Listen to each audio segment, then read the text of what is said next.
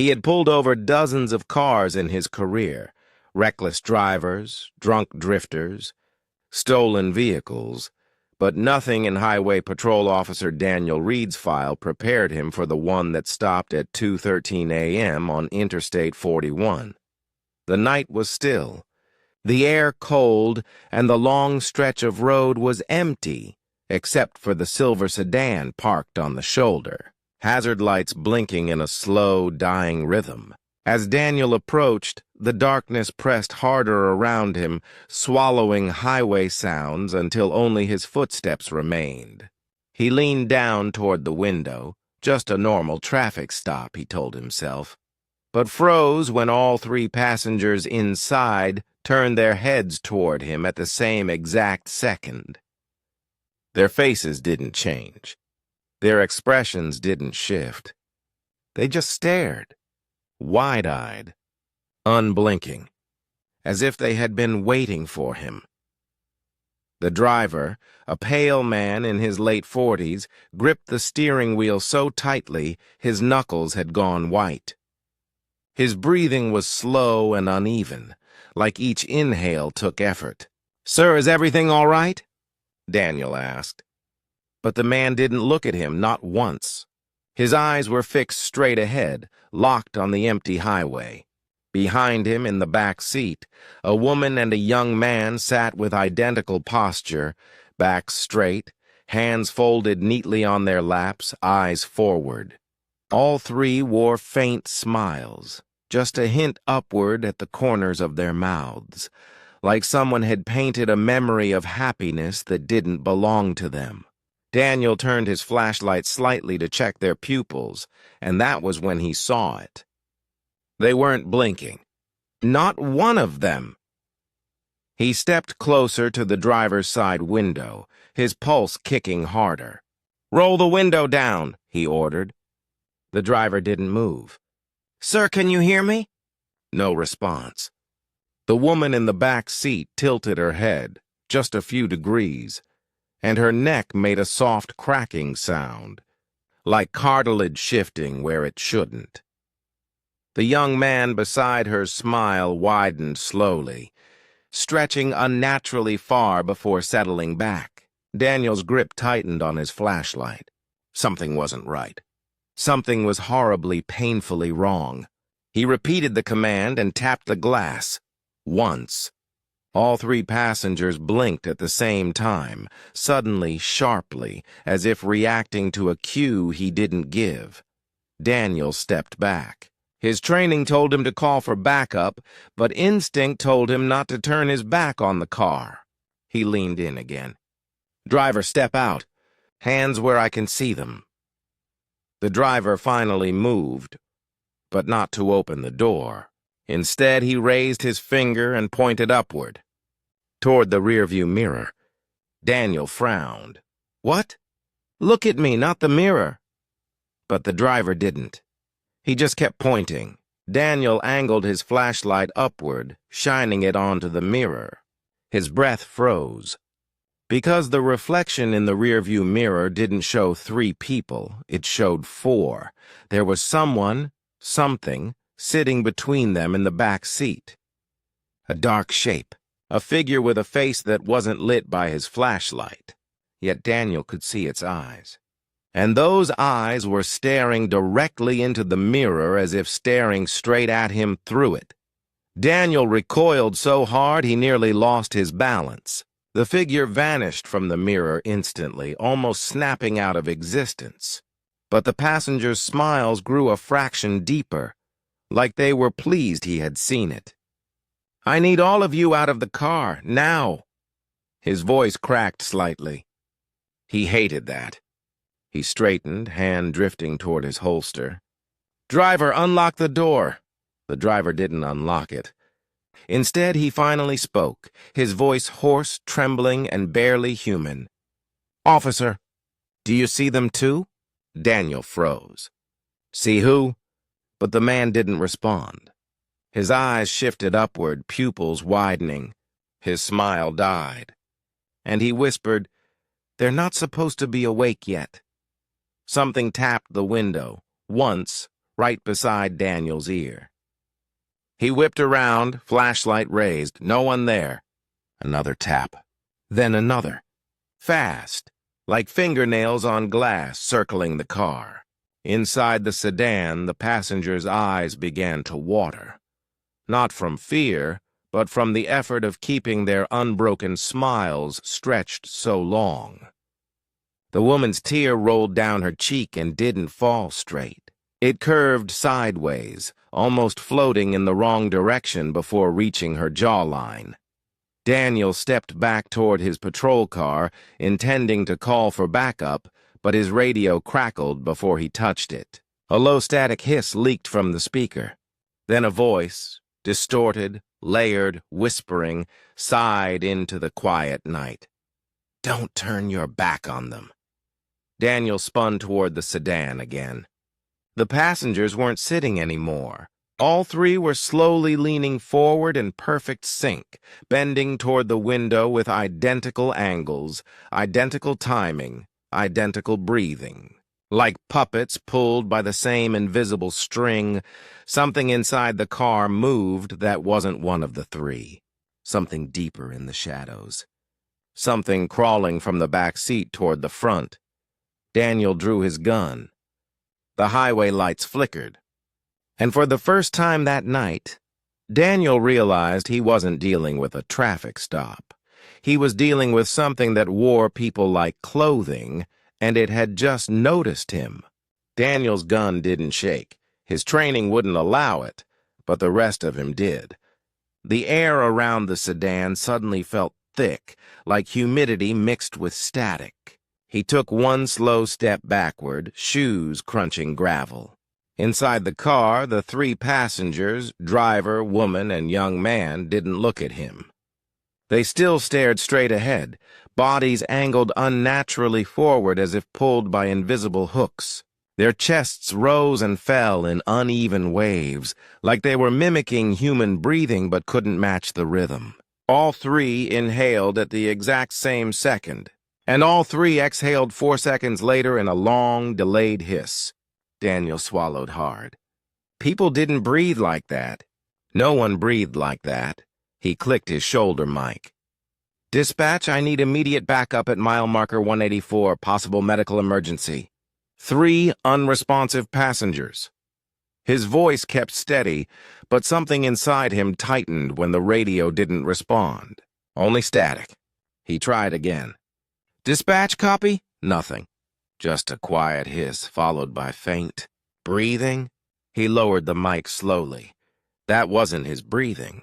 The sound came from the radio itself, soft and wet, like someone exhaling inches from the microphone. He dropped the mic. It swung against his vest, whispering that same breath into the night. His skin crawled. Whatever was inside that car wasn't just ignoring him, it was cutting him off. Daniel forced himself toward the driver's door. "Sir, unlock the vehicle, now." The driver's smile twitched, cracking slightly at the corners as if the muscles had dried. His lips parted in a slow, painful movement. "They don't want me to," he whispered. His eyes rolled upward again, pupils dilating like he was staring at something on the car ceiling. Daniel angled the flashlight upward. Nothing. Just the interior roof fabric vibrating faintly, like something underneath it was crawling along the metal. A dull thud tapped above the driver's head. Then another. Small, deliberate impacts following a pattern as if something on the roof was pacing. The backseat passengers shifted together. Not by choice, by command. Their heads turned toward Daniel with the same speed, same angle, same unnatural stiffness. Their pupils dilated at the same exact moment. Their faint smiles deepened until the cheeks bulged unnaturally. Daniel aimed his flashlight at the woman's face. Her eyes flicked toward the beam, not away, but into it. Her pupils tightened sharply. She leaned forward until her forehead pressed against the headrest in front of her. The young man beside her mirrored her every movement, chin angle, breathing, blink timing. They were performing human motions like a learned script. Daniel raised his voice. "Driver, hands out the window." The man obeyed, but not naturally. His arms shot forward too fast, too stiff, like something behind him pushed them out. His fingers splayed against the glass. His wrists bent at an angle that made Daniel's gut twist. Under the driver's sleeves, something bulged, small movements rippling beneath the skin of his forearm, like something crawling between the muscle and bone. Daniel stepped back in horror. This wasn't drugs. This wasn't psychosis. This was something else entirely. Something wrong. A sudden metallic pop shattered the moment. The trunk of the sedan jerked upward, just an inch, as if something inside pushed against it. Then a slow, dragging sound slid across the inside metal, like nails pulling through the lining. Daniel's flashlight snapped toward it. Nothing moved. The trunk settled back with a soft final thud. The three passengers exhaled simultaneously in a dry, rasping breath. The woman's head twitched once, too abruptly, like something corrected her posture from behind. Her jaw dropped open wider than natural. A low clicking sound emerged, deep in her throat. Daniel held his gun aimed as he backed toward his cruiser. "Dispatch! If you hear me, send any unit. Officer safety compromised," the radio hissed again. Then a voice, warped, layered, wrong, whispered in reply, "Already here." Daniel froze. That wasn't dispatch, and it came from behind him. He spun around, gun raised, and saw headlights in the distance. Another patrol car approaching fast. Relief hit him like air. Backup, finally. He stepped forward, waving his flashlight. The unit slowed, pulling behind his cruiser with a crawling halt. The engine idled. The headlights dimmed, but no one stepped out. Daniel waited 2 seconds. Then 10, then 20. No door opened. No radio call. No footsteps. The cruiser sat completely still. Engine running, lights on, driver's silhouette visible, but the figure in the driver's seat wasn't moving, not even slightly.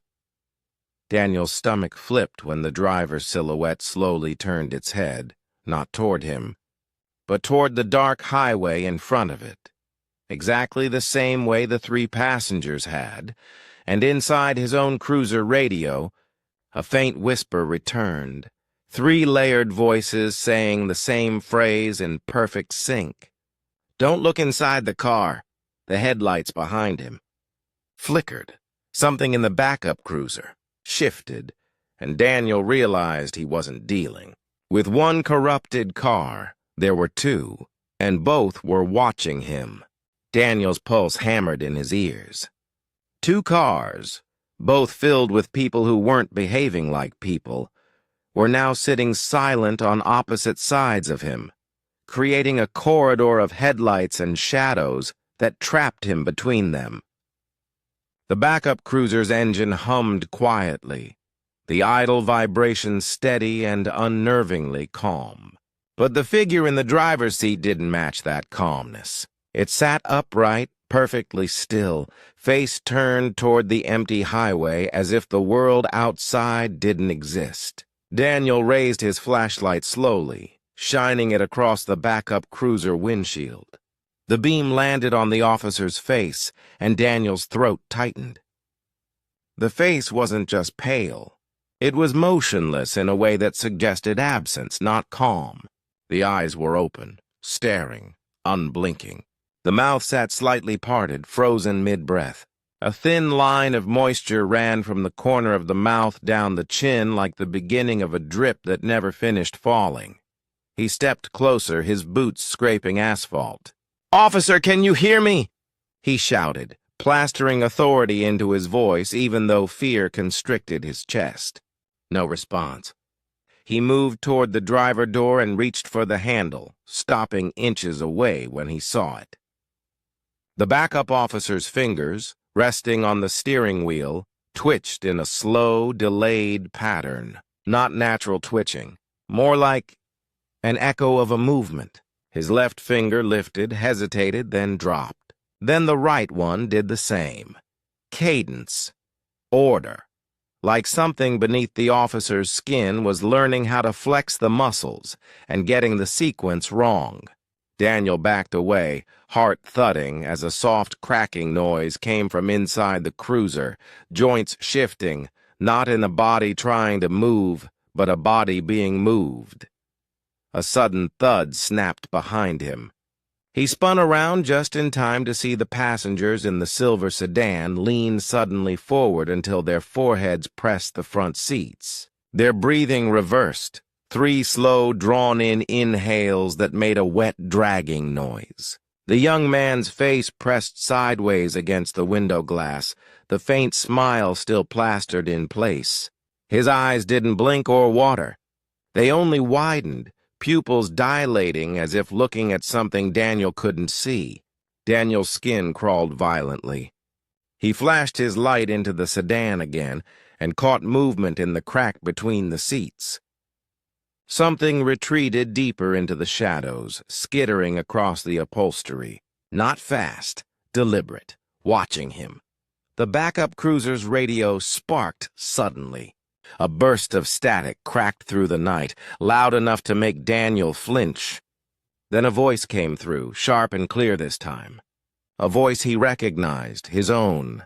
"Officer Reed," the radio crackled. "Step away from the vehicle." His stomach sank. He hadn't touched the radio. He hadn't spoken. But his voice repeated itself, perfectly calm. "Step away, step away, step away." Each repetition grew quieter, as if fading into the car instead of the airwaves. He backed up, gripping his firearm tighter, eyes darting between the 2 vehicles. Something was using his voice. Something that didn't need a throat to speak. A soft tapping began on the windshield of the silver sedan. Slow at first, then faster. Tap, tap, tap. Tap, tap, tap, tap. The pattern was rhythmic, like a code. Daniel's flashlight beam caught the woman in the back seat lifting her hand and tapping her fingernails against the glass. But her face was still turned forward. Her neck didn't move. Her shoulders didn't rise. Her hand acted without the rest of her body participating. The tapping grew faster, more frantic, until her fingernails began to crack and split. Blood smeared the window, but her smile never changed. Daniel stepped back another pace, breath shaking. These weren't thrashing movements. These were practiced, controlled. Something was trying to signal him, or scare him, or both. Then from inside the sedan, the driver finally moved, but not like a human.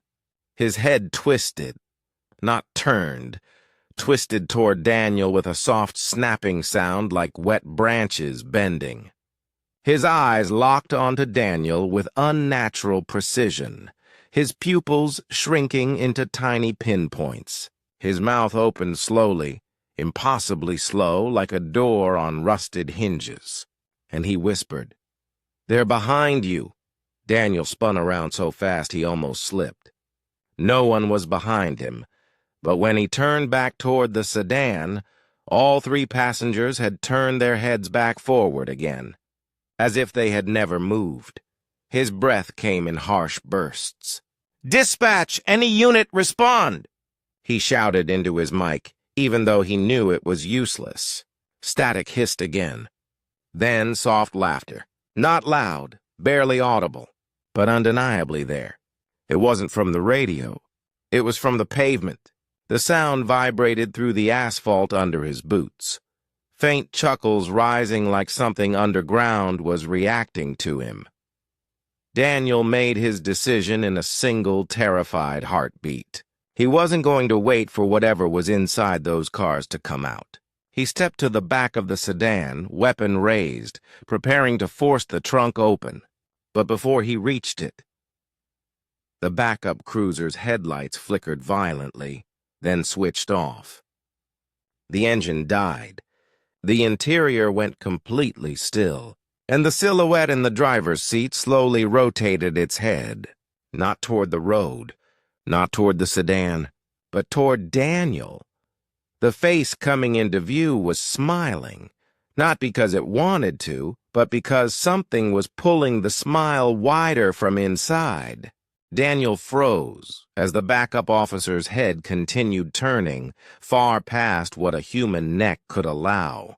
The motion wasn't smooth, it was jerky, hesitant, like the muscles were being forced into a shape they weren't designed for. Each small rotation produced a soft crack, then a deeper one, until the chin nearly touched the shoulder. The smile stayed fixed, the teeth too visible, the lips stretched unnaturally thin. Daniel's flashlight shook in his grip as he took a step back. The figure in the driver's seat didn't blink, didn't breathe, didn't move beyond that grotesque head turn. It simply watched him with stillness that felt ancient. Trained, observant. Someone might freeze in fear, but nothing that still would freeze so perfectly. The door on the cruiser unlocked with a sharp click. Daniel's heart slammed against his ribs. He hadn't touched it. No one had touched it. Yet the lock slid up smoothly, like an invisible hand was preparing to step out. Daniel raised his gun, voice breaking despite every bit of training drilled into him. "Don't move!" But the command fell into a silence so heavy it felt alive. The door creaked, opening just an inch, a thin sliver, enough to see the officer's boot shift toward the gap. A foot slid forward, not by stepping but by dragging, like a puppet's leg being pulled by a string. The leather sole scraped the asphalt in a slow, deliberate line. Daniel stumbled back, breath sharp, realizing something inside that cruiser wasn't wearing the officer's body. It was using it. Then a soft, synchronized exhale came from the sedan behind him. All three passengers breathed out at once, long and low, and Daniel could hear their breath from several feet away, as if their lungs were too large or too hollow. He spun around, shining the light inside. Their faces were inches from the glass now, pressed forward as though the moment he stopped watching them, they had collectively moved closer. The woman's forehead left a faint smear on the window. The young man's smile had widened so far, the skin at the corners of his mouth had split slightly. Blood, dark, syrupy, dripped down his chin in a slow, thick line. And the driver's eyes no longer had pupils, just black circles expanding across the whites, like ink bleeding through paper. A sudden metallic creak made Daniel whip around again. This time, the cruiser's door opened fully. The officer stepped out, or rather, was pulled out, as though his limbs were guided by something inside him. His movements had no weight distribution, no natural balance. His arms dangled too loosely, swaying with each step like he was underwater. His head stayed tilted far to the side, mouth stretched. And then, as he took his third step toward Daniel, his jaw snapped open into an O shape, and stayed there. No breath, no sound, just that hollow gape. Daniel raised his gun higher. "Stop right there! Stop!" But the body didn't react to orders, threats, or the weapon pointed directly at its heart. It only kept walking, feet scraping the ground, each step guided like a marionette pulled by unseen strings. The sedan behind him clicked. All four doors unlocked, simultaneously, a soft, delayed chorus of metallic snaps. Daniel spun, then froze. Because the doors didn't open. They simply unlocked, as if something inside wanted him to know it could open them, but was choosing not to. The passengers sat inside with their faces still pressed to the glass, smiles trembling as if the muscles were barely holding their shape. The woman's lips quivered, but not like she was afraid, like she was struggling to maintain the expression someone else forced on her. Daniel felt ice crawl up his spine. He wasn't facing 4 people. He was facing 4 bodies. The highway lights flickered overhead, buzzing wildly. The entire road darkened for a full second before the lights snapped back on. And in that brief blackout, something had moved. Not the sedan, not the backup cruiser, but the space between them. Shadows shifted, stretching long across the pavement, converging toward Daniel's feet like hands reaching for his ankles. He staggered away from both vehicles, positioning himself near the front of the cruiser, breath steaming in the cold air. The officer's body stopped 5 feet from him, head still hanging unnaturally. Then came the sound, soft, wet, stretching from inside its torso, like something rearranging organs. The chest expanded, too far, thin ribs pressing against the uniform fabric. A faint voice drifted from inside the officer's throat. Not through the mouth, but inside the chest cavity. A muffled, rasping whisper, "Daniel, don't run." The sedan mirrors tilted on their own, all of them. Left mirror, right mirror, rear view mirror, turning until they faced him. Every reflective surface on both cars now focused on him, like eyes. And then, from every mirror at once, Ethan Reed saw it, a silhouette. Standing behind him, tall, thin, human-shaped, but with joints too many and limbs too long. He jerked around, but nothing was there. Yet all the mirrors still showed the same thing. And now it was closer.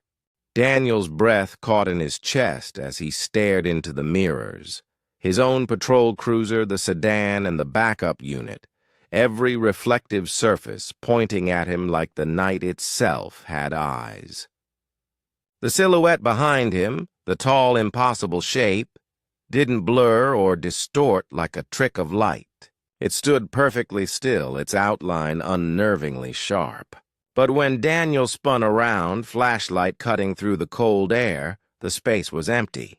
Nothing but highway asphalt, scraggly weeds, and the distant guardrail. His pulse thudded in his ears. He swung the beam again, scanning the dark edges of the road, searching for anything, anyone. But the space behind him was clean, lifeless. Yet every mirror insisted the shape was standing only inches away. The backup officer's body creaked as its spine straightened abruptly, vertebrae clicking like pieces snapping into place. Its neck slowly lifted from the unnatural angle until the head sat upright again. But the face was wrong. The smile was gone. The expression now blank, hollow, as if whoever, or whatever, controlled it no longer cared to mimic human emotion. The eyes were wide, too round, stretched with a painful consistency like the lids didn't want to close again. It took another step forward, this time smoother, more coordinated. Learning, improving. "Stay back!" Daniel shouted, but the command felt meaningless in the cold night air. The thing in the uniform paused, as if analyzing the sound of his voice, then tilted its head. The exact same way the woman in the sedan had done earlier. Perfect mimicry. A sharp metallic bang rang out from the sedan. The passenger side door jolted outward, just an inch, like something inside had pressed against it. Daniel whipped the flashlight toward it. All 3 passengers had shifted again. The woman now pressed both palms against the window, fingers splayed and stiff. The young man's head rested sideways against the glass, mouth still stuck in that grotesque half-smile, but his eyes, they had rolled upward so far he could only see the whites. And the driver leaned so far forward his forehead nearly touched the steering wheel. Their chests all rose, then stayed expanded, refusing to fall.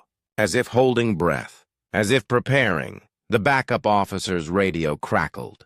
3 voices whispered through it, layered, overlapping, matching the three passengers exactly.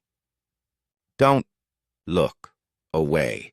The words dragged, halting, like they were stitched together by something that didn't understand speech.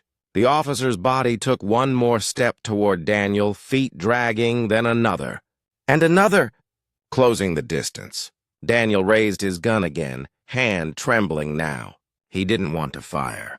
He didn't want to kill someone wearing a uniform, but he wasn't sure this was someone anymore.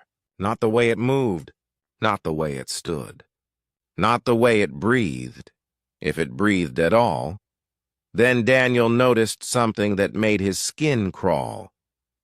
The shadow in the mirrors, the tall, thin figure behind him, moved when the backup officer moved.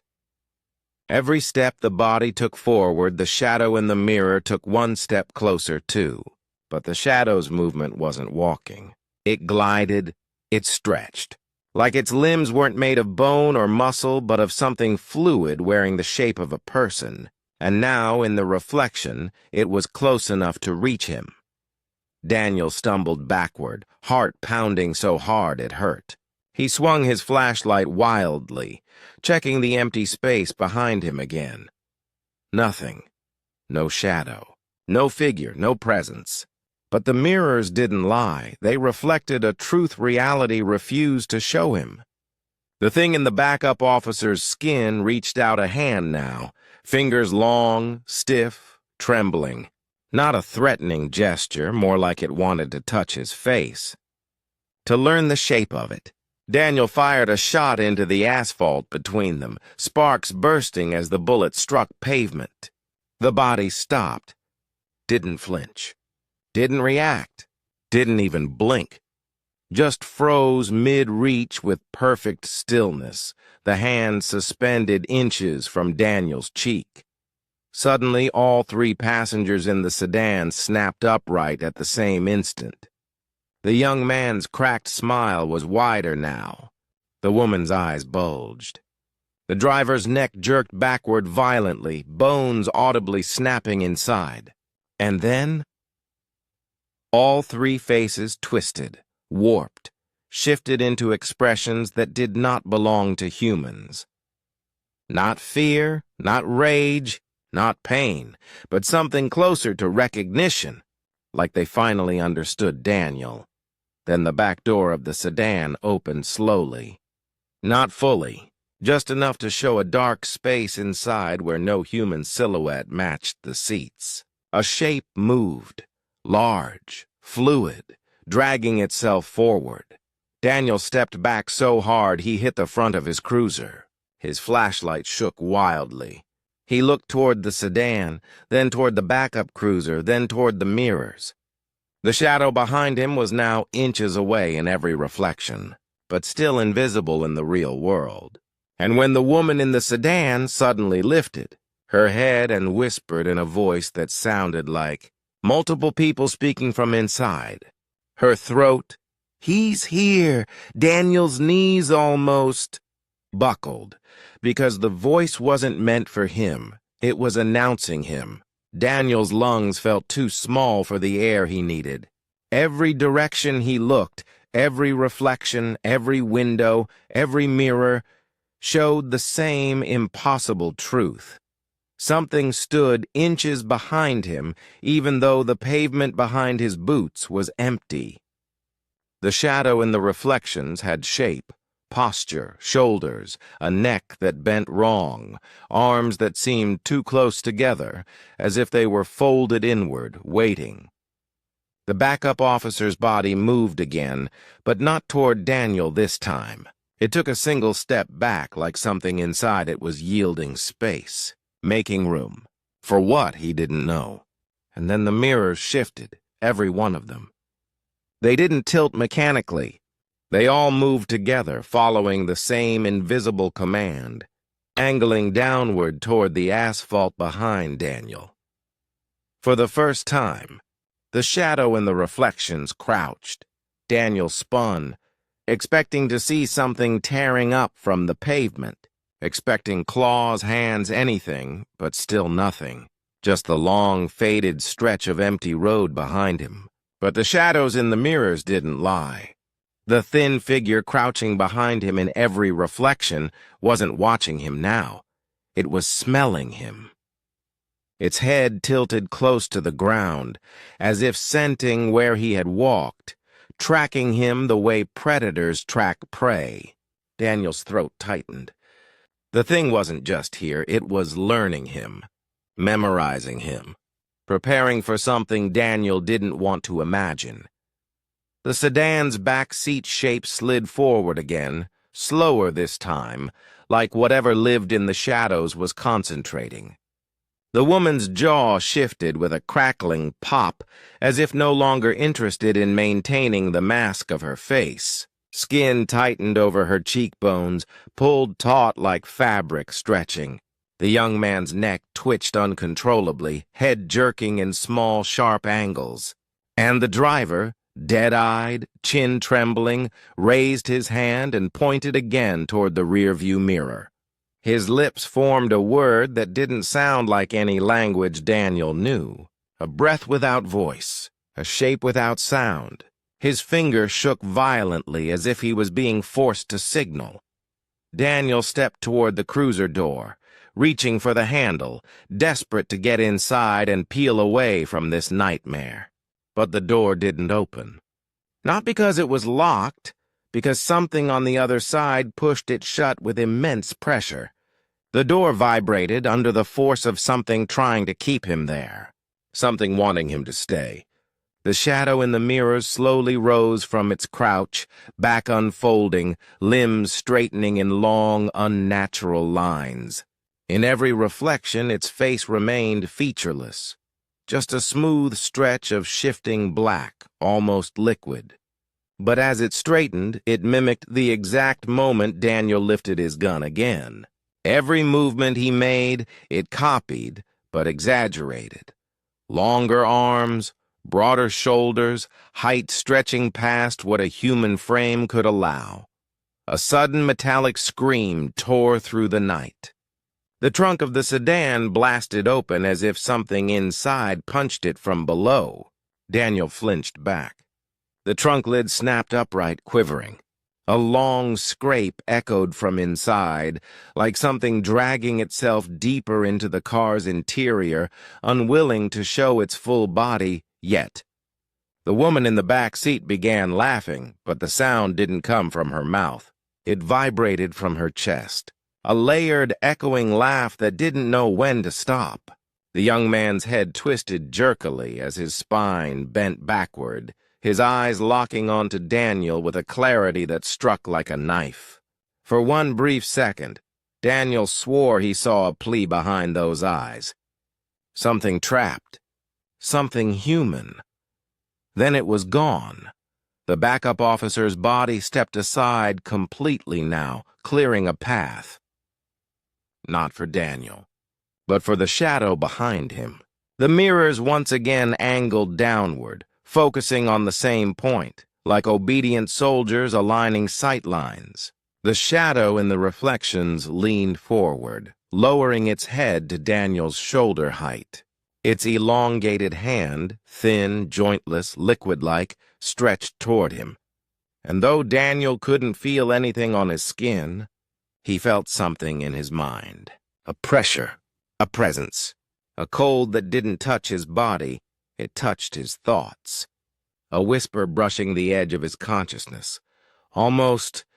Daniel staggered back toward the center of the road, firing 2 shots into the asphalt, trying to break whatever invisible hold the thing had on him. The sound echoed through the empty highway, but the reflections didn't flinch. The shadow didn't move. It simply kept leaning closer in the mirrors, studying him with the curiosity of something ancient and hungry. Then the driver in the sedan spoke, his voice hollow and wrong. "They're choosing." Daniel's breath froze. "Choosing what?" All 3 passengers answered at once, their voices twisted and overlapping like a single throat forcing 3 tones through it. Who to wear next?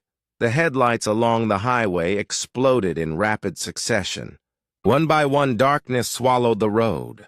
The last thing Daniel saw before night consumed everything was the shadow in the mirror rising to full height and stepping forward, not in the reflection, into the world, and then nothing. The dashcam footage later showed Daniel standing alone in the road, light flickering, gun drawn, and then his body going rigid, still, silent, head slowly tilting. When the morning patrol found him at 6:22 a.m., his cruiser was empty, engine warm, driver's door open. The sedan was gone. The backup cruiser was gone. Daniel Reed was alive, but he wasn't blinking, and when they asked him what happened, he smiled. Not because he wanted to, but because something inside him pulled the smile wider.